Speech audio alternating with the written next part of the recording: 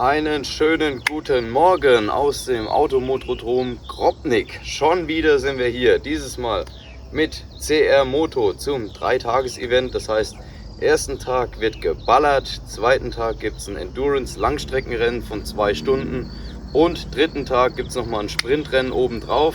So sieht der Event hier aus. Ich habe mega Bock und es geht direkt los. Das Geballer im Vorfeld haben wir mittlerweile oft genug gesehen. Heute wollen wir Rennaction erleben. Und ich kann euch eins sagen, es wird geil.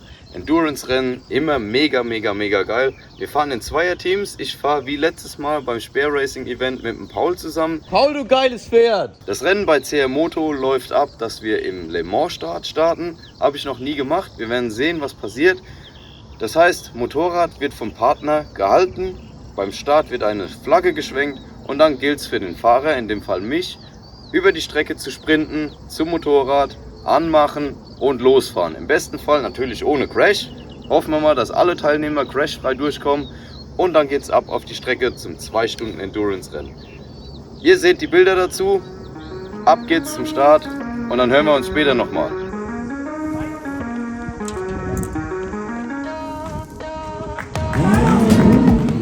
Yo Friends, da sind wir auch schon beim Start. Wie ihr sehen könnt, habe ich den Start ziemlich verschlafen. War mein erster Le Mans Start. Ich habe einfach nicht gesehen, wann und wo die Flagge geschwenkt wurde. Und bin dann erst losgerannt, wo ich gesehen habe, dass alle anderen um mich drumherum sich anfangen zu bewegen. Das heißt, ziemlich verkackt, viele Plätze verloren. Aber macht gar nichts. Trotzdem gut weggekommen, unfallfrei alle gestartet. Und dann ging es rein in die ersten Runden.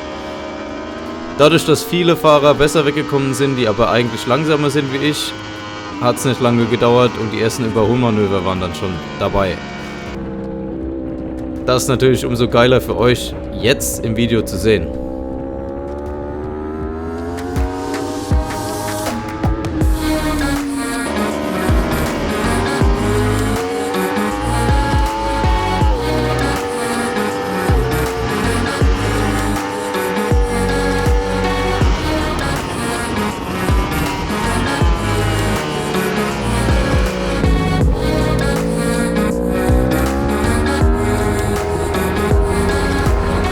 So viel zur ersten Runde, die haben wir damit auch absolviert.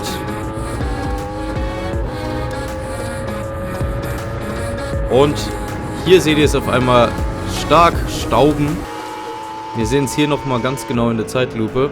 Da ist ein Kollege vor mir durch den Dreck gekommen, der ist über den Curb geflogen und hat einen riesen Hagelschauer auf mich abgelassen. Hier hat mich ein Stein am Oberarm getroffen, was extrem schmerzhaft war. Hier seht ihr mal das Ende vom Curb, wo der Kollege durchgefahren ist, ist extrem tief, sehr viel Steine, Geröll und alles mögliche. Glück gehabt. Und mich hat es aber am Oberarm richtig schön erwischt. Letzten Endes, Renngeschehen, kann passieren, gar kein Vorwurf, alles gut. Wir haben uns danach auch nochmal in Instagram unterhalten. Und ja, alles cool zwischen uns, coole Socke, war ein gutes Rennen. Haben auf jeden Fall eine Menge Spaß damit gehabt.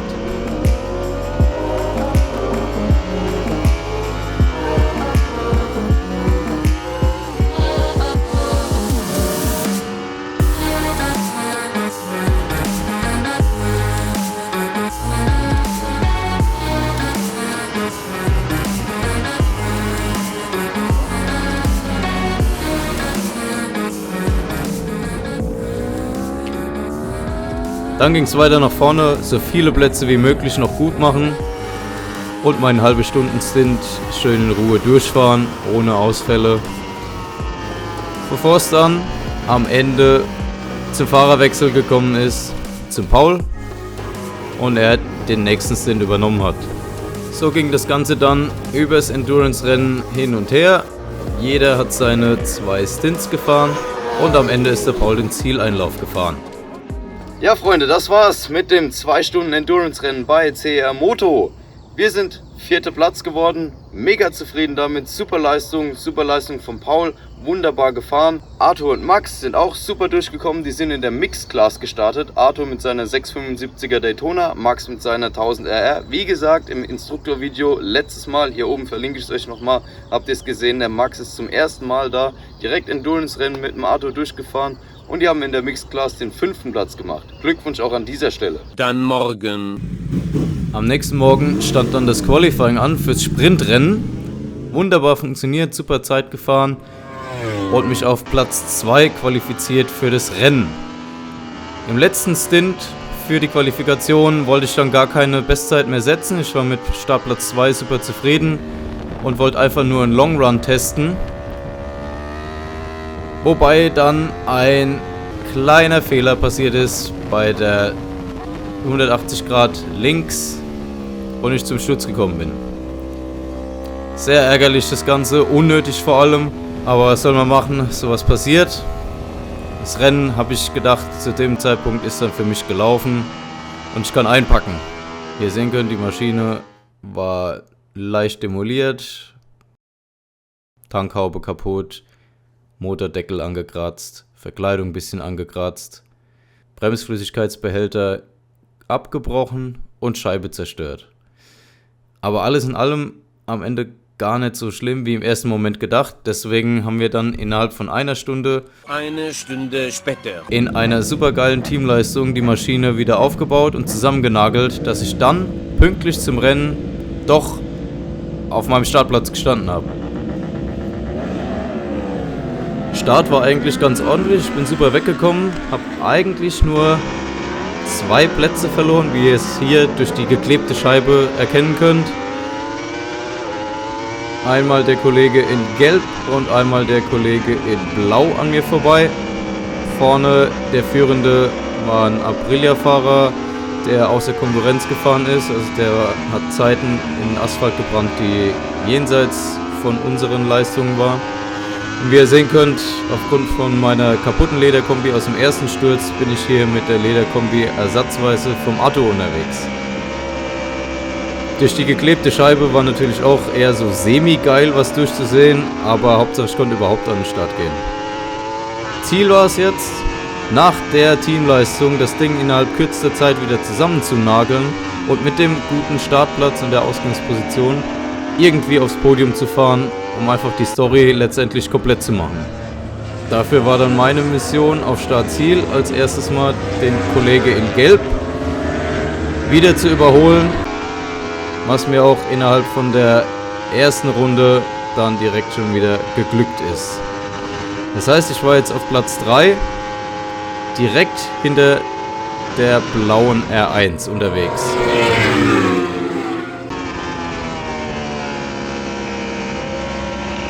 Ich habe gemerkt, er ist einen sehr hohen Speed gegangen, aber ich konnte von meiner Seite aus dann doch noch relativ gut dranbleiben und wollte einfach über die Konstanz und die Dauer vom Rennen schauen, ob ich noch an dem Kollege vorbeikomme, um am Ende dann auf Platz 2 zu landen. Man sieht durch die geklebte Scheibe immer mal wieder ganz kurz aufblitzen, wie nah er dann doch noch immer vor mir ist und dass ich ganz gut dranbleiben kann mit meiner Linie.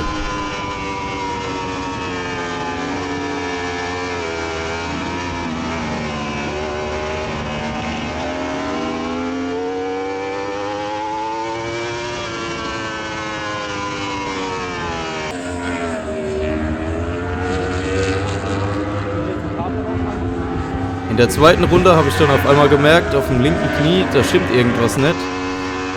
Und habe dann gesehen, dass mir der Knieschleifer irgendwo abgerissen ist und ich dann die ganze Zeit ohne Knieschleifer in die Linkskurven einbiegen musste. Das hat mich natürlich leicht irritiert, weil ich dadurch nicht ordentlich mit dem Knie über den Curb rattern konnte. Aber ich habe immer kurz aufgesetzt zur Orientierung und das Knie dann entsprechend wieder angezogen. Alles in allem waren das aber mittlerweile so viele Punkte in Kombination, die mich abgelenkt haben, dass ich mit dem Kopf einfach nicht mehr richtig bei der Sache war. Und dann kam es zu folgenschwerem Fehler, dass ich bei der Kuppe den Innenkörb verpasst habe, dadurch aufstellen musste, gerade über die Strecke gegangen bin und die Maschine vom Übergang Gras zu Kies einfach nicht mehr halten konnte. Ihr seht es in den Aufnahmen, wie es mich dann dermaßen abgeschossen hat.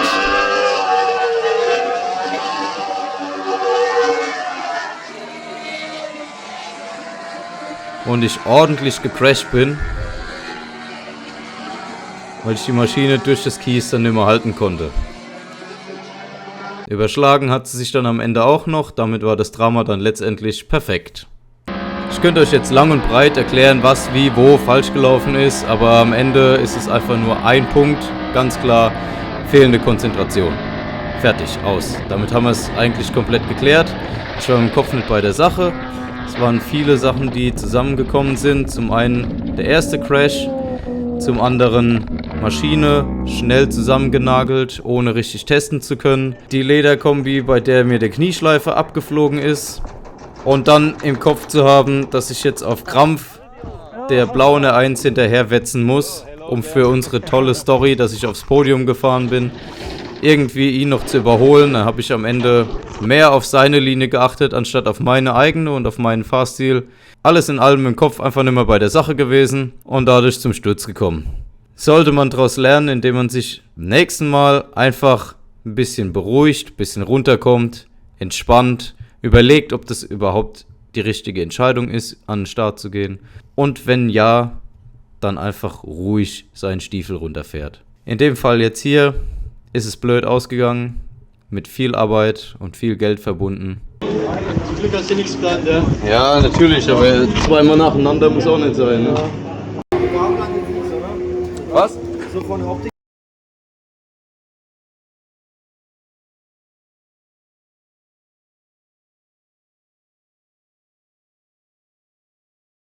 Tausender? Nur die hintere. Ja. Also so 2000 überschlagen. Jo Freunde, damit ein kurzes Feedback aus Reka, letzter Tag. So geil wie es gestern gelaufen ist, so scheiße ist es heute gelaufen. Heute Morgen noch eine gute Quali-Zeit gefahren mit 1,34 Mitte. Ja, und was kam danach? Letzter Quali-Turn, abgeflogen. 180 Grad Kurve, die lange links. Hat es mich rausgesegelt. Ja, Moped war dann ein bisschen zerballert, aber ging eigentlich noch. Dann haben wir es innerhalb kürzester Zeit, innerhalb von einer Stunde zusammengenagelt. Geile Teamleistung gewesen. Haben den Karren fertig gekriegt fürs Rennen, damit ich dann doch noch an den Start gehen konnte. Ja, Start war super. Bin gut weggekommen. Bin vom zweiten Platz zwar auf den dritten zurückgefallen, aber war dem zweiten knapp auf den Fersen.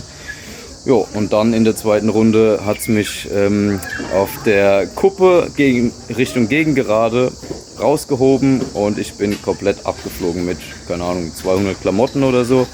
Und das Moped hat sich überschlagen. Mir selber geht's gut, also das könnt ihr ignorieren, das war noch von gestern. Mir selber geht's gut, ich habe nichts, aber wie ihr seht, die Maschine, die hat gut gelitten. Also das, was ich beim ersten Sturz nicht richtig gemacht habe, weil zu wenig kaputt war, habe ich jetzt nochmal richtig gemacht und habe sie komplett hingerichtet. Hinterrad, Felge gebrochen, Kühler ist geplatzt, ich hoffe die Gabel ist okay, Verkleidung ist gefickt, Fußrasten kaputt, Stummel ist schon getauscht, ja, ist viel Arbeit, aber was soll man machen, gehört leider zum Sport dazu. Wie gesagt, mir geht's gut und dann schauen wir mal, dass wir den Karren schnellstmöglich wieder fertig kriegen für Most. In dem Sinne, schönen Abend euch.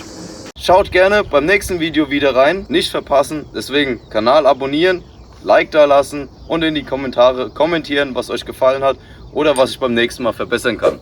In dem Sinn, vielen Dank wieder mal fürs Zuschauen, wir sehen uns im nächsten Video, haut rein, macht's gut, bis zum nächsten Mal, ciao, ciao.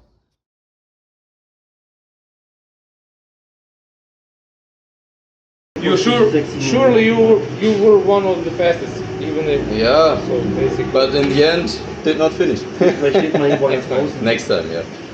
Metal is going to be okay. Yeah, sure. Just costs a lot of money. Video. Aber red ruhig, alles Du gut. machst YouTube, gell? Yes, genau der bin ich. Gell?